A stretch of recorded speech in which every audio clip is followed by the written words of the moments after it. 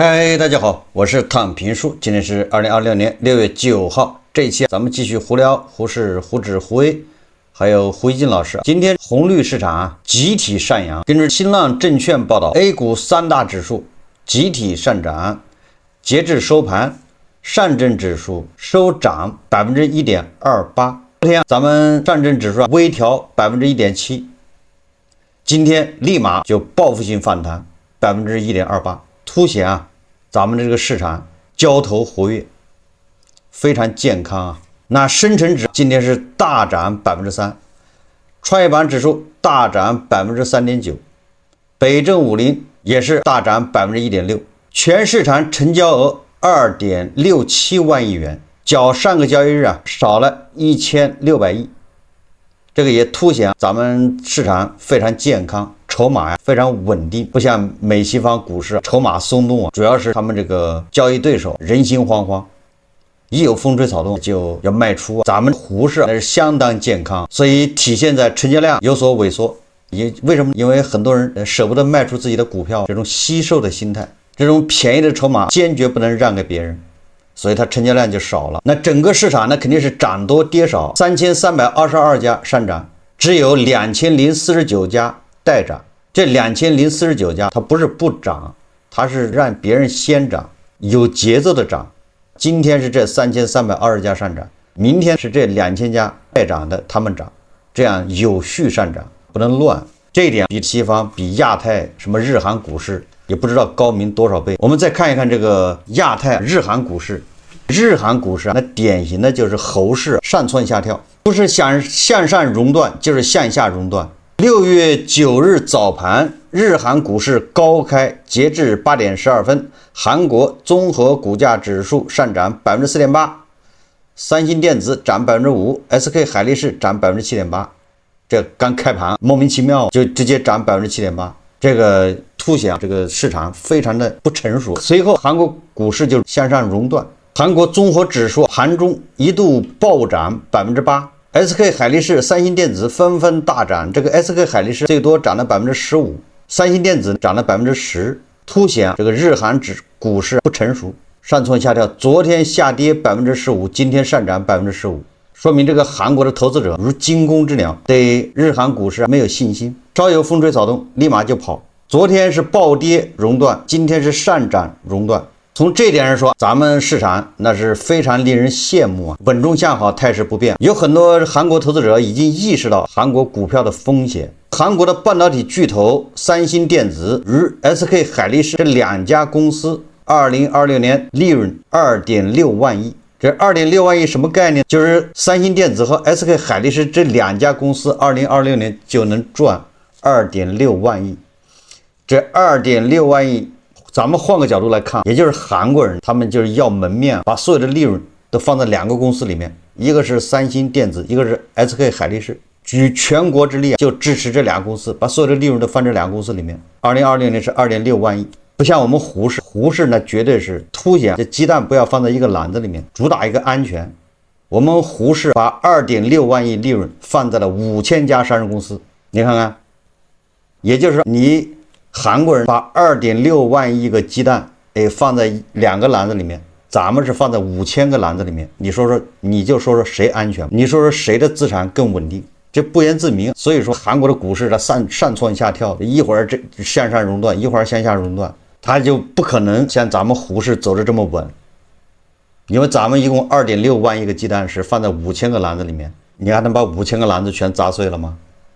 所以说这个你要换种理解方式，你就发现咱们的市场是全球最优质市场，稳中向好，每天有那么多人为这个市场操心来管，有监管，还有专门监管的，还有监管的，那一层一层的监管，所以咱们的市场才稳定。不像美西方日韩，虽然他们的市场成立的早，但是他们在这方面没有理论创新，也没有什么更先进的监管理念，所以说凸显美西方日韩股市还不能为他们的国民带来财富，带来的都是风险，都是崩溃式上涨。所以说我们监管部门政府不希望大家去参与这样的市场，那这样的市场风险太大呀。你说怎么一个国家把利润放在两个公司里面，那两个公司一旦破产，那不就完蛋了吗？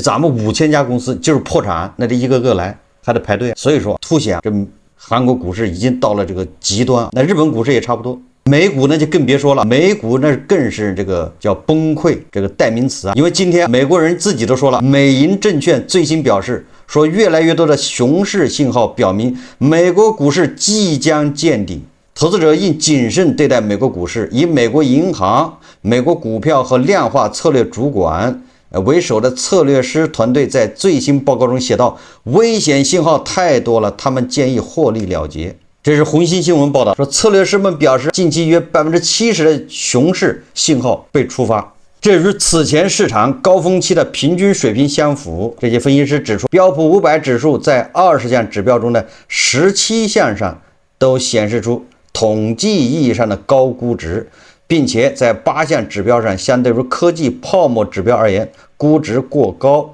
这些指标包括消费者信心数据、增长预期、并购评分、信贷压力以及收紧状况指标。例如，美联储高级信贷员意见调查，这个于5月发布，显示消费者需求持续疲软。此外，高市盈率股票表现远超低市盈率股票。策略师认为这是过度投机的迹象。确实，美股它一般的120，市盈率140，那就完全就不行了，那绝对是过度投机过热。因为它那个市场跟咱们不一样，因为咱们是新生市场，咱们就好比跟咱们跟美股一比，那美股就是老态龙钟，咱们是个婴儿，所以这个指标不一样。美股你在美股市盈率达到60倍、70倍，那绝对就高了，120那更高了。所以说它跟咱们不一样，咱们这个22000、25000都不高，都属于正常的。因为咱们是婴儿，未来可期，未来时间很长。而美的是一天，他都不知道明天在哪里，所以说美的100%的市盈率它已经太高了。按照分析师的说法，高市盈率股票表现远超低市盈率股票。策略师认为这是过度投机的迹象。这个确实你在美国要注意，因为你要买这种高市盈率的，那你就是投机，自取灭亡。但是在胡适不是，胡适那叫硬科技，所以这个大家要区分开。在科技板块，表现最佳和最差的20%股票之间差距达到了自2000年2月以来最大水平。他强调，标普500指数强劲表现掩盖了其内部动荡，说的太好了。所以说美股上涨，它是崩盘式上涨。这是美银证券人家分析师说的。美国监管部门为什么不把这些唱空的给它控制一下？就这么由着这些什么美银证券出来唱空，这合适吗？对吧？这个美股也是在爬坡过坎关键的时候，这美银证券居然跑出来唱空，说熊市预警信号，美股即将见顶，投资者需保持谨慎。这种不和谐的声音，因为在我们这儿那是不可能出现的，不能容忍。人现在正是爬坡过坎，正是较劲吃力的时候，突然有人跑那喊说见顶了，你这就说明美国的监管也不行，美国的监管这一块那还是差点事。美国证监会应该晚上就要找美银证券谈话，是不是不想干了？我们再看一个南方日报还有红星新闻，很多媒体报道说，香港电影人黄百鸣因内幕交易罪获刑5个月，罚9.9万元。香港资深艺人、著名导演黄百鸣因涉嫌在天马影视公布卖盘前怂恿胞妹购买相关股份，被香港证监会票控一项内幕交易罪。黄百鸣早前经审讯后被裁定内幕交易罪成立，6月9日被判处入狱5个月，罚款9.9万港元，以及向香港证监会支付调查费37.4万港元。黄百鸣获法庭批准保释等候上诉。香港证监会法规执行部执行董事早前表示，本案再次证明没有人能凌驾法律之上，任何形式的内幕交易均会严重滥用投资者信任，并损害市场廉洁稳健。这个怎么说？我实话实说，黄百鸣因为被控内幕交易罪要坐牢，他不光是罚款，罚了这个不到10万港元，完了之后你还掏调查费37万港元得你掏，这都不重要，重要的是你要坐牢5个月。这个也凸显了美西方这种资本市场的这种叫刻板不近人情。因为香港这个资本市场，它多多少少还是受过去美西方资本市场影响，它跟我们这边的资本市场还是稍微差点事，差那么一点。你看咱们这儿，我们到现在没有说因为你操纵市场把你抓起来的吗？咱们主要是罚款，这叫治病救人，给人一条生路。而美西方它就比较刻板了，毕竟操纵股价对社会的危害性不大嘛，你把人弄去坐牢干啥？也凸显了这些美西方这个制度还是他们由于这个制度形成的比较早，跟现代社会发展相脱节，不像咱们这个制度，咱们这个资本市场的比较新，相对于一个婴儿，所以会更加合理，更加适应现代社会的发展。你说人黄百鸣80岁了，对不对？操纵个股价，你把他逮起来做5个月干啥？所以我是一再建议西方资本市场抓紧时间成立调研组，到咱们这来调研取经，学习我们先进的资本市场这一套制度管理理念。要不然美西方资本市场永远是暴涨暴跌，上蹿下跳，它没有办法像我们这市场这么平稳有序的在上涨。我们再看都市快报，它有一篇报道，是6月8号下午收盘以后，都市快报它报道，他说杭州有股民一天亏11万，他说两市超4500股下跌，这是昨天咱们资本市场微调，这一微调，杭州有股民一天就调掉了11万。都市快报报道，他说今日，说的是昨天 A 股3大指数集体下跌，说前期涨幅巨大的半导体芯片股连续2日成为下跌的重灾区，直到今天要跌，但没想到亏这么狠。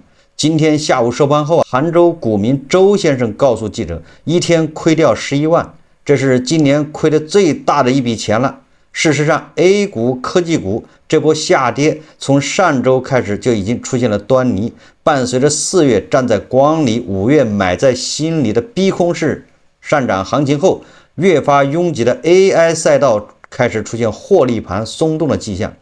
国盛证券认为，短期看，全球流动性将面临实质性加息的强约束，预示科技股等偏成长风格的资产可能面临真调整。这个是都市快报报道的，网友应该纷纷给有关部门打电话举报，都市快报居然公然唱空，咱们这市场稳中向好，也不知道几个意思，他要唱空，故意渲染一天亏11万，一天亏11万，那你要看看日本、韩国那些股市一天亏多少一个人。所以说都市快报也应该找去谈话。再说了，你昨天亏11万，你今天不回来了吗？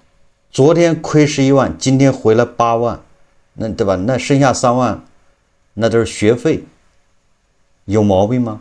所以说都市快报也不知道什么意思，在这报道这东西。今天我在网上看了一个新闻，很有意思，这个凸显美西方的人工智能还有很长的路要走。为什么这么说呢？这个金融界网站刊登这么一条消息，什么消息？说在 X 平台拥有超70万粉丝的网红股神，这个股神他今天在上面发了个帖子，谈及中国股市。你说这不是笑话吗？你说对吧？我们中国人自己谈中国股市都还有所欠缺。一个外国人，他虽然粉丝多，在 X 平台上有粉丝，但是他也谈中国股市。他是个网红，粉丝多，他就公开点名说他看中了一只股票，大概这意思啊。A 股也是这个叫光模块龙头，他看好这只股票叫中继续创。结果因为他是在 X 上，这个很多行内的人不知道为啥就是玩胡适的很多网友，他就关注这个网红，结果这个网红他就推荐了胡适的股票，对不对？结果弄岔劈了，第三方这个叫翻译软件，或者是 X 平台自带的这种翻译软件，他把人家英文中继书上翻译成啥了？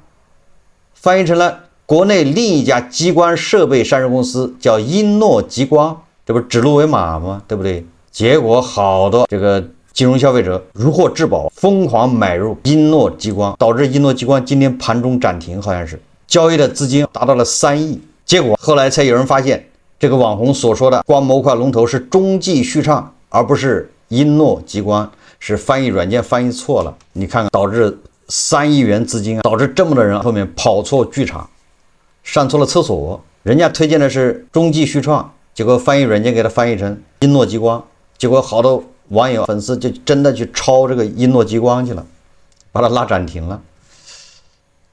这故事说明啥？说明这个人工智能是吧？还有的路要走，这玩意都能翻译错，这不是开玩笑吗？第二是说明外来的和尚会念经。这一老外在这一推荐，好多人跑去买，充分说明外来的和尚会念经。我们再看看这黄金，最近黄金跌得也够狠的，稀里哗啦的。昨天黄金最低跌到了4268美元每盎司，从最高点下来应该跌了20%了，也就是进入了一个熊市。红星新闻转发第一财经的文章，这文章说为何金价跌了却没人买了？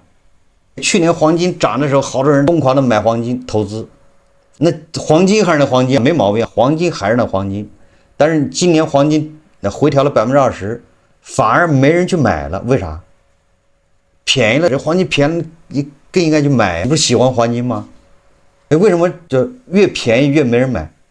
去年一路涨的时候大家都买是吧？说零售端周生生、老庙黄金、老凤祥等品牌金饰价格迎来大幅下调，目前标价在1300元每克左右，与年内高点相比，金价下跌约400元，跌幅达23%，相当于打了76折。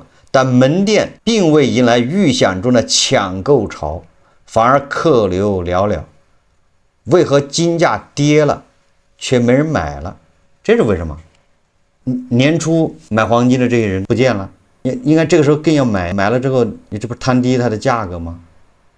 黄金价格跌了反而没人买。我今天讲个故事，咱们又得讲故事。今天在网上看了一个故事，这故事也很有意思啊。说有个女的，她带着金手镯，带着金耳环，说不舒服，去做个核磁共振。做核磁共振的时候，她就问那个大夫，她说我这个手镯要不要给它摘下来？毕竟耳环、手镯摘了也不太方便，是吧？这医生就跟她说了，不要紧，只要是纯金的，没关系，不用摘，完全不影响检查结果。这女的一听，那就不摘了呗。她很自信，因为她这个耳环和金手镯都是在一个品牌金店买的，所以她就没摘，她就进机器做了核磁共振了。结果说进到机器不到几分钟，这个女的就整只手腕直接被震得发麻，这一下把她整懵了，心里瞬间就咯噔了一下，她自己心里就在打鼓了，难不成自己戴了好几年的金手镯是假的？大夫明明说了，只要是纯金的就不受核磁共振的影响，何况她现在手麻是实实在在的手麻震的，而她戴着耳朵上的金耳环好像就耳朵没反应，所以这个女的就越想越纳闷，耳钉和手镯当初是在同一家金店一起入手的，一模一样的品牌，怎么唯独手镯会出现这种情况呢？所以他就越想越不对劲，心里满是疑惑。等到核磁共振检查一结束，立马拿着手镯直奔当初的那个金店，想要问清楚到底是咋回事。根据这个女子介绍，这个金手镯是3年前在这个某大品牌线下门店入手，一直是正常佩戴。可是让人这个匪夷所思的，让人哭笑不得的还在后面。这个女子拿着手镯和耳钉找到这家金店门店啊，那个店员看到手镯之后，直接一口咬定这个不是我们店的。这个女的就很生气啊，我明明在你们这个店买的，你看收据我也拿了，发票都拿了，转账记录就在你这店买的。结果那个店员说，你当初买的发票上标注的跟你现在手上这个不是同一个东西。为什么你发票上标注的是28.37克，但是你现在你看你这个手镯，你看一称只有38.34克，少了0.03克，所以它不是一个东西，重量对不上。结果这个女的还真没法解释，对，她有发票，而且她这个手镯上面还打了这个商店这个叫防伪标记，就是打着钢印，打着品牌的名字，这千足金3个9。那双方各执一词，一个说是你们家东西，一个说不是。你看看连重量都不一样，怎么可能是？这个店员就建议啊，不行，那就拿火烧。真金不怕火炼，但是这个女的她就不干了，你要烧，万一把我手镯烧坏了，或者是到时候你更不认了，对不对？现在你都不认，到时候火一烧她更不认。这个罗生门到现在还没解决，这个女的还在维权。有网友就支招，网友说你这个女的维权没经验，你上去之后你不要说这个手镯是假的，你上去你先确认这手镯是不是他们卖的。这叫步步为营。你上去，你先跟店员说这个是你们卖的，你看我有发票，你看有这个是你们这儿卖的，不要告诉他什么问题，先确认是不是他卖的。结果这个女的上来就说你这个金子是假的，对吧？我戴在手上做核磁共振，震得我手都麻了。那人家肯定不承认这玩意儿是他们店卖的。这还是在一个知名的品牌连锁店买的。说这个什么意思，对吧？这就是我们以前一直说的买实物黄金，什么投资的坑太多啊。最后我们再看看胡一进老师，这个胡一进老师可能是昨天胡适微调，把胡一进老师调的人性的光辉又调出来一点了。他突然对中国灵活就业人口大做评论，那这个肯定都是得益于咱们的资本市场的调教。咱们资本市场就有这功能，可以让很多迷失方向的人在资本市场很快就能找到自己的方向，定准自己的位置，专治各种不服。胡静老师说，他发了个微博，他说据机构预测，中国灵活就业人口今年将达到3.2亿人。你看这节目咱们介绍过了，胡静老师也聊这个，他说无论灵活就业有多少人，老胡希望注意做好3点。第一，灵活就业的含义要多做宣传和解释。